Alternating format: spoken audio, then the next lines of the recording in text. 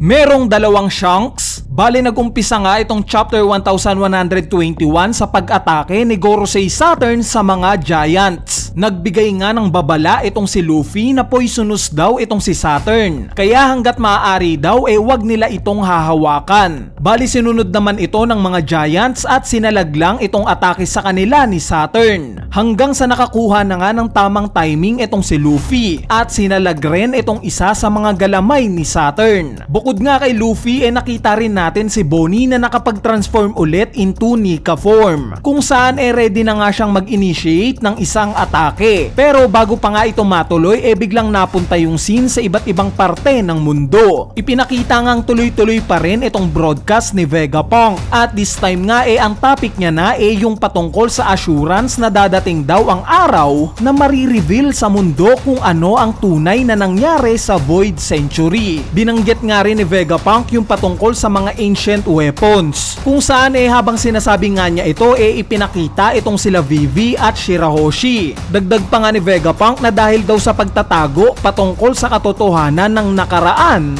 marami nga daw na unique race sa mundo ang namatay, pinapatay at nagsuffer. Habang sinasabi naman ito ni Vegapunk ipinakita itong tinutukoy niyang mga unique race. Nandyan nga si Kuma na representative ng Buccaneer tribe, si King sa part ng mga Lunaria na surprisingly buhay pa, at itong si Charlotte Pudding na representative naman ng 3-Eye tribe. At dito nabalik na nga ulit kila Luffy yung panel. So nung makita nga ni Saturn si Bonnie na nakanika form biglang nag-init yung ulo niya at inatake ito. Buti na nga lang at mabilis na nakagalaw si Luffy at naprotektahan niya itong si Bonnie. Ang rason nga ng hindi paggalaw ni Bonnie dahil sa naalala niya bigla ang lahat ng masasakit na karanasan ng tatay niyang si Kuma sa kamay ni Gorosei Saturn. Hanggang sa hindi na nga nakayanan ni Bonnie at bumuhos na ang luha niya. Kiniklaim nga niya na ang gusto lang naman daw niya sa buhay ang maging malaya kasama yung pamilya niya. Kaya naman ngayong mag-isa na lang daw siya parang gusto niya nang mamatay. Pero hindi nga daw niya yun ginawa at nagpatuloy pa rin siya. At dito nabaling na nga yung atensyon ni Bonnie sa pagkiklaim ni Saturn na isa nga daw siyang Diyos. Bigla ngang nanggigil itong si Bonnie at umamba ng isang atake kasama si Luffy. At yes, sabay nga nilang inatake itong si Gorosei Saturn ng tinatawag na Liberating Nika Punch. So itong atake nga na to parang pinaghalo yung Gatling gun at Elephant gun. Bali ang naging resulta nga ng atake na to nagkapera-peraso itong si Gorosei Saturn. Halos mabura nga yung muka at katawan niya na pabagsak na sa karagatan. Nung makita nga ito ng mga Giants nagdiwang sila. Si Luffy nga masaya rin. Samantalang si Bonnie naman mangyak-ngiyak at hindi makapaniwala na natalo niya na itong si Gorosei Saturn. Natalo nga ba?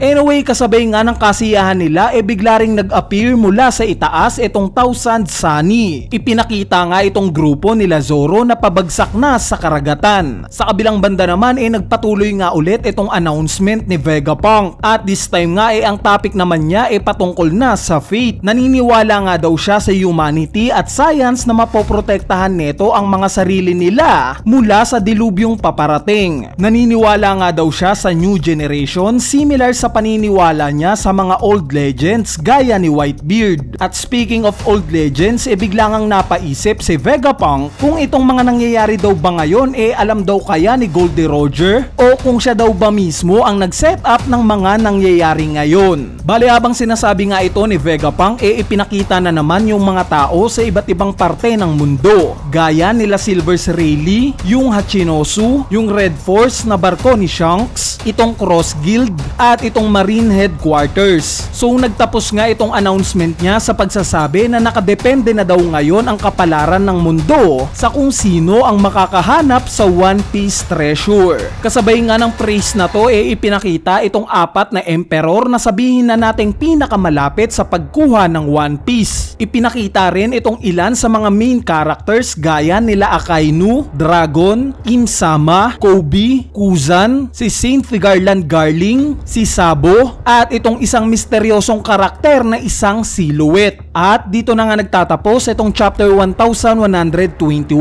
Bali ngayon ay pag-usapan naman natin ang mga pangyayari sa chapter na to. Unahin na natin itong scene ni Jewelry Bonnie. Kung matatandaan nyo sa isa sa mga past videos natin, nabanggit ko nga yung possibility ng pagsuntok o pagtalo ni Bonnie kay Gorosei Saturn. Nasabi ko nga ito dahil sobrang satisfying neto kung magkataon. At yes, nabigyan nga ito ng justice ni Oda sa chapter na to. Sobrang satisfying nga ng ginawa ni Bonnie dahil hindi nga lang basta suntok ang ipinakita ni Oda. Ipinakita rin niya yung emosyon ni Bonnie bago niya suntokin itong si Gorosei Saturn. Emosyon na nasasaktan siya. Since nakita nga niya mismo yung flashback ni Kuma kung ano yung naging kapalaran neto sa kamay ni Gorosei Saturn. I'm sure na itong mismong scene na to mas ma-appreciate pa natin once na makita na natin to sa anime dahil panigurado kung hindi man nag-translate itong emosyon na to sa inyo ngayon habang binabasa nyo ito, iba yung magiging impact neto once na mapanood na natin to sa anime. Sa part naman ng grupo nila Zoro na nakita nating pababa na ngayon sa karagatan, indikasyon na nga ito ng nalalapit nilang pagtakas dahil finally nga simula nang mag-umpisa itong Egghead Island arc, ngayon palang technically na nakalabas itong buong Straw Hat Pirate sa isla na to. At isa nga itong sign na talagang malapit na tayo sa Elbaf arc. Pero may isa pa ngang problema. Dahil nga sa officially natalo na itong dalawa sa mga Gorosei na sila Saturn at Gorosei Mars, may tatlo pa ngang natitirang Gorosei. So don't get me wrong guys